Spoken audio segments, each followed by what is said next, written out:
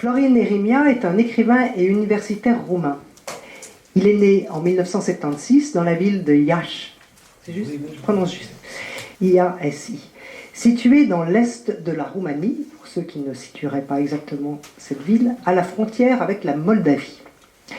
Il vit d'ailleurs toujours dans cette ville, où il enseigne la culture et la littérature nord-américaine à l'université.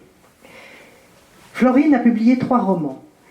Defekt, en 2011, qui a été le lauréat du festival du premier roman de Chambéry, A Darkened Window, en 2012, A Few Things About You, en 2014. Ces 2 premiers romans nous parlent de la Roumanie. Le premier se passe au tournant du XXIe siècle et raconte l'histoire d'un jeune enseignant qui finira par s'exiler pour échapper à une société dysfonctionnelle.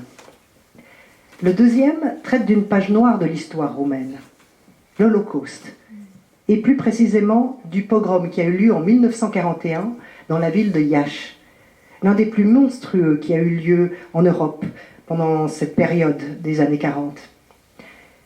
La Roumanie a tenté de faire oublier cette page de son histoire, et l'histoire de cet événement n'a pas été transmise aux générations suivantes en Roumanie. Florin lui-même n'en avait aucune idée, alors même qu'il vivait dans cette ville, jusqu'à ce qu'il le découvre, presque par hasard, à travers un livre ou... It was an article in un a article. newspaper. Yeah. Florin a publié également 3 volumes de nouvelles. Ces 3 recueils de nouvelles sont interconnectés entre eux par l'utilisation dans la narration d'un même protagoniste, que l'on suit d'un recueil à l'autre, comme pour une série. On découvre d'abord un protagoniste enfant, qu'on retrouve dans le deuxième ouvrage, adolescent. Le 3e volume est cependant sensiblement différent et moins autobiographique. Mais le thème général de ces nouvelles reste la mémoire personnelle et les traumatismes. Ses écrits ont été traduits dans une dizaine de langues. Lui-même a également traduit en roumain 2 romans de Margaret Atwood. Ces livres traitent et tournent souvent autour des mêmes thèmes: la désillusion, la trahison, le traumatisme, tant individuel que collectif, et ses conséquences sur les protagonismes et le monde en général. Sa prose est semi-autobiographique, traitant de ses parents, de son pays, de son éducation, de son identité en tant qu'écrivain, homme, mari, roumain, européen, et de ce qu'il est devenu et de ce qu'il aurait pu devenir. First of all, yes, a big thank you for Sophie and for the Revolt Foundation for having me here. I must admit it was a pleasant surprise, to, for my application to have been accepted. So yeah, it's in a way, I maybe without using these big words, but still, it's a dream come true. I had this Revolt Foundation in mind, for as a possibility, as an opportunity to stay here for a month, and it definitely didn't disappoint. All right, so. This book that I've chosen my short story from is basically a collection of short stories, but with a twist in a way, because they're not just independent short stories, they're interlinked to such an extent that they ultimately form a novel. And Laszlo here, who read the book in a Hungarian translation, for now it's the only translation that I have from this book, came to me later and said, well, congratulations for your novel. He didn't say congratulations for your book of short stories. And I like this because that's exactly what I meant this book to be. Ultimately, a novel, but as I said, with some kind of twist, because I didn't really want, for this sort of, for the structure, to appear as, easily or pre-constructed, yeah, from the very beginning, yeah. Anyway, it's been 5 years, yeah, since I wrote this book, and I feel somehow that I've moved on. I'm, you know, when you write a book, you're in it, yeah? You live in it, you live more in the book than in your real life. And of course, this happens with all writers. But then, yeah, after a while, you start to somehow leave it behind, yeah? It's in your past now. And it's strange because now when I had to, you know, choose something from it, and not to mention the fact that it's an English translation, which is not mine, yeah, I almost felt like I was, you know, reading somebody else's story. You know, like it didn't belong to me. Who is this guy? Who is this boy? Yeah? And I guess that to a certain extent, that should be true even for the moment. You know, maybe it's a paradox, despite what I just said, that you live, you know, inside your book, but at the same time, you are not allowed, I guess, to, you know, let's say, how should I put it, live, yeah, inside the character. You live inside the book, but you cannot live inside the character. Why? Because if you live inside the character, you lose that, you know, distance, exactly, that objectifying distance that can give ultimately, yeah, a better understanding, yeah, of what you wanted to say. Anyway, as a very short description of this book before I start reading, well, yeah, it is a book about trauma and disillusionment and, you know, all those sad, yeah, negative things. But what I found very interesting is that actually, for the boy who lived, yeah, throughout those very bad years, you know, the last years of communism, yeah, in Europe.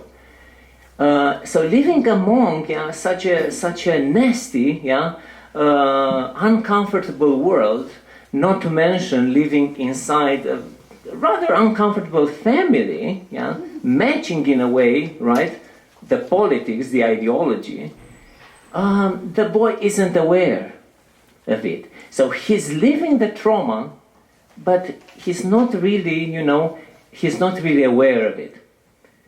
To such an extent that he has the idea, you know, it's an illusion, but he ends up thinking, well, that's, you know, how the world is supposed to be. He doesn't have this, you know, I don't know, the awareness, yeah, that he is, you know, in the middle of a traumatic existence, in the middle of a traumatic universe. So he lives it, yeah, without, you know, and all sorts of weird, bad things happen to him, but he seems to basically absorb, yeah, everything, ultimately coming in a way on top of it all. But this is still trauma, I would say. Anyway, you're the psychoanalysts, yeah?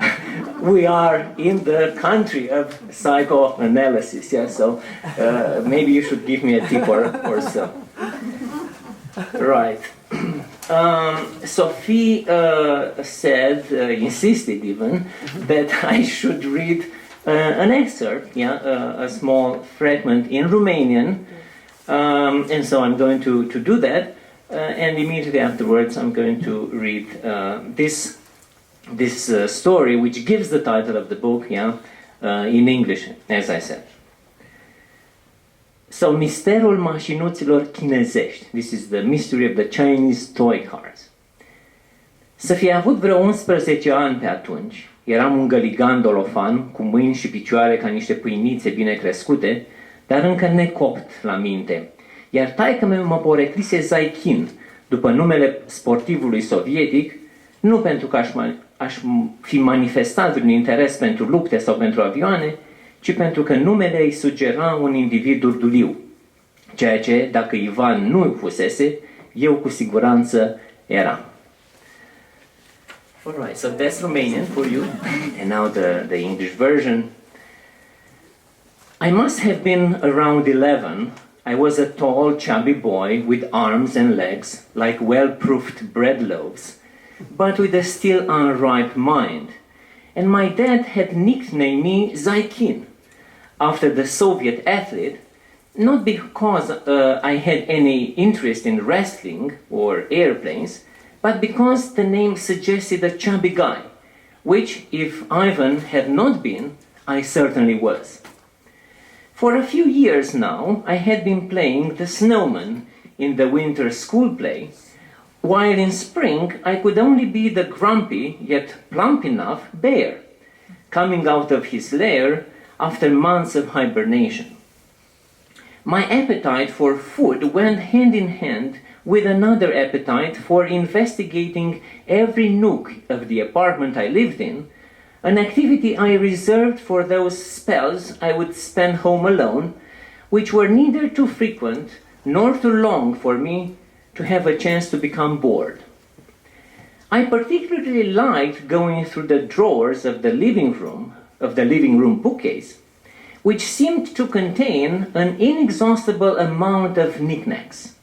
Pills, slides, films, and a camera, cracked porcelain ornaments, lighters, a couple of alarm clocks, decks of playing cards, broken pens, banknotes, and coins from back in the day, etc. Sometimes I would stumble on objects with names and purposes unknown for me, mysterious, like a box of condoms, or at least interesting, like some daily planners with notes by my father, and what I would later realize was one of my mom's diaries from her university years. Another hot area in the house was the closet, or the toilet, as it was also known, where my grandpa had put up a few shelves for my parents to cram on an assortment of things that they didn't have the heart or were simply too lazy to throw out. From my old notebooks and textbooks to newspapers and magazines, broken suitcases, old clothes, broken shoes, and so on. I liked hanging in there because it was warm. I had the toilet right there, although the stench that sometimes came to the vent was hard to bear. Not to mention the many recesses I could search. Handbags with a penny inside, money belts with even more pennies inside, briefcases, the pockets of winter coats and sheepskin coats containing old bus and cinema tickets, plus a couple of boxes overflowing with letters and postcards my parents had received over the years. Also in the closet were a number of books left out of the living room bookcase, and I will never forget how one day I found one called Grotescul și Muzica, which would mean the grotesque and the music. And in my blatant stupidity, I was convinced that Grotescu was a man, as in Enescu or Ionescu. And how that night I asked my parents, who was this musician called Grotescu? When did he live? What did he compose? Since I had never heard of him. And little did I understand when they burst into laughter as a reply. But the momentous discovery I made and the subject of this story had nothing to do with books. It was late November and I had come down with a cold, bad enough that my mom told me one morning that day I won't be going to school. The best thing ever, I chimed to myself, and the more so because paradoxically I didn't feel sick at all. So I quietly waited for them to leave for work, then I climbed out of bed, and after devouring whatever food they had left for me, I began my exploring. Where exactly I found them, I cannot remember now. Was it in the old suitcase my parents used to take on our seaside holidays? Were they hidden behind some sweaters that I had outgrown? What I know for sure is that, to my big surprise and delight, I stumbled on 3 boxes in wonderful colors, one more glittery than the other, which, on opening them, I found to contain precisely what was pictured on the packaging, namely 3 brand new Chinese toy cars that I nervously studied on all sides, crying out loud every time I discovered a new detail. There was the red dump truck with batteries that would unload when you press the on button. Not to mention that it also activated the lights, a luxury feature, back then. Then there was the toy convertible sports car with both the trunk and the hood that opened, the former to reveal the rubber spare tire that you could take out, unbelievable, and the latter, the engine, which was not painted on, as with other toys, but made of a piece of lead and actually resembling a car engine. While the fluffy calf in the red painted pickup truck would go nurse its mother every time you made the wheels spin. As I said, that was near the end of the year. St. Nicholas was to come soon, only that in the meantime I had learned in school that only Santa Claus existed, while St. Nicholas had been made up by the parents. I felt quite hurt by the news, even shocked, but I had been too ashamed to share it with my parents. I didn't want to embarrass them and cause justification and other awkward explanations. Hence, when my dad asked, of all times, just a little after I had heard the news, "Listen, do you still believe in Santa Claus?" "Yes, of course, why wouldn't I?" I answered, maybe in a slight, choked voice. "Because I know some kids might say that he doesn't exist," he said with a lingering, suspicious look. "I wouldn't know," I lied, maybe swallowing hard. "I haven't heard anything about it." The conversation was still fresh in my mind. Not more than 2 weeks had passed since, so the joy of discovery was soon replaced by a kind of panic I hadn't experienced in a long time. I wasn't afraid that I wouldn't be able to cover my tracks. I was pretty good at that. My fears were that I wouldn't be able to fake excitement well enough on seeing the presents left by my boots, since usually I was quite loud, almost theatrical, one could say, at the time of the opening of presents. The next few days I spent in a very high-strung state, like an actor before a premiere. You should know that. Then came the evening of December 5. The presents were left by the booths, and I readied myself for a small performance. It was one thing to say that yes, you believed in St. Nicholas, and quite another to demonstrate your belief. "Here goes nothing," I said to myself, swallowing hard for the nth time, my heart about to burst out. And I opened the first present. But under the colorful wrapping, I was surprised, but also, I admit, very relieved, to find only a pencil box, a Chinese one at that, but this was the only thing it had in common with the toy cars in the closet. I opened the second present, and I was holding a board game that I had been wanting for some time. Finally, in the third box, I found a toy car, Romanian, not Chinese, made of plastic, not metal, that I still have to this day. Well, what's left of it anyway, because I didn't take much care of my toys as a child. I later thought that I could have successfully performed the role of the excited kid had the gifts laid before me been the ones I accidentally found. As such, however, it was just terribly sad. Not only did St. Nicholas not exist, but it looked like Santa Claus himself was pure fiction, since I figured the 3 cars were to be laid for me underneath the Christmas tree 19 days later, possibly along with some other gifts brought from the stores. I was confused, but still I said nothing. And when they asked me what was wrong, why I was so under the weather, I gave the answer I had heard my mom give so many times. I have a terrible headache, not now. I was handed an aspirin, for which I had to fake thankful, child's play to perform, and was sent to bed. The days dragged on oppressively and deliberately slow, or so I thought. Then the tree was decorated, the presents placed underneath it. On the evening of December 24, a bored child was unwrapping 3 gifts, knowing very well what lay under each wrapping.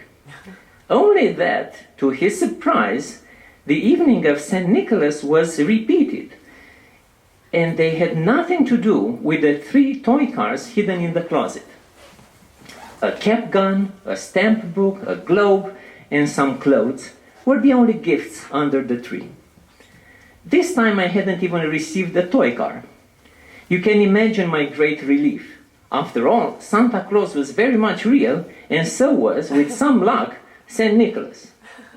But what about the toys in the suitcase? My birthday was in less than a month, so I was probably going to get them then, I thought, self-soothingly. To avoid being caught, I waited for my parents to fall asleep, and then I tiptoed to the closet. I hadn't been in the treasure room for a while. I hadn't felt like it, I admit. After all, I really didn't plan to find all my presents before I received them. I didn't even bother to turn on the light. I felt for the suitcase in the dark. I opened the latches quickly and felt with my hand through the narrow gap. It was empty. I searched for the sweaters and they were gone too. Strange, I thought. Did they notice I had gone through the things?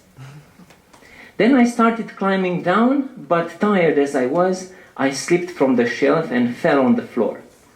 In the fall, which was bad enough, I felt the air going out of my lungs, and for a couple of minutes I thought I would choke to death. The same I had thought in the past when, playing in bed, I couldn't find my way out from under the duvet. This would be one stupid death, it crossed my mind, not how I expected it. I woke up in the morning, still there, my head on some beach mats, despite having dreamed about going back to my room. I hurried to get into my bed before my parents could realize where I had spent the night. For my birthday, that strange New Year full of surprises, I received a tracksuit, a pair of black football boots with knobs, some books, and a school bag. Curiosity, but also confusion, got the best of me, so I decided to show my cards. So when I am going to get the Chinese toy cars? I asked, not accounting for the possibility that I might never get them. What toy cars? My mother asked in an upset voice. What do you mean, what toy cars? The Chinese ones I accidentally found in the suitcase we used to take on seaside holidays. My mother shot a quick look to my father, who I thought went red. What are you talking about, son? He said, almost raising his voice. What Chinese toy cars? Don't you have enough toys? While I wasn't sure how, I realized I had made a blunder. A hostile, invisible, yet real presence had gone between us, and once more I was out of breath. Ha! I got you! I wanted to see your faces, I cried with the last bit of strength, letting out a panicked, awkward laugh. The appearance and the disappearance of the Chinese toy cars was cleared up in less than a year. By next Christmas, my mother and father were divorced, and I got a second mother and a new younger brother, who, on my first visit to his home, graciously invited me to play with his Chinese toy cars. There it was, the red dump truck with batteries that would unload when you press the on button, not to mention that it also activated the lights, a luxury feature back then. There it was, the toy convertible sports car with both the trunk and the hood that opened, the former to reveal the rubber spare tire that you could take out, unbelievable, and the latter, the engine, which was not painted on, as with other toys, but made of a piece of lead, and actually resembling a car engine, while the fluffy calf in the red-painted pickup truck would go nurse its mother every time you made the wheels spin. Thank you.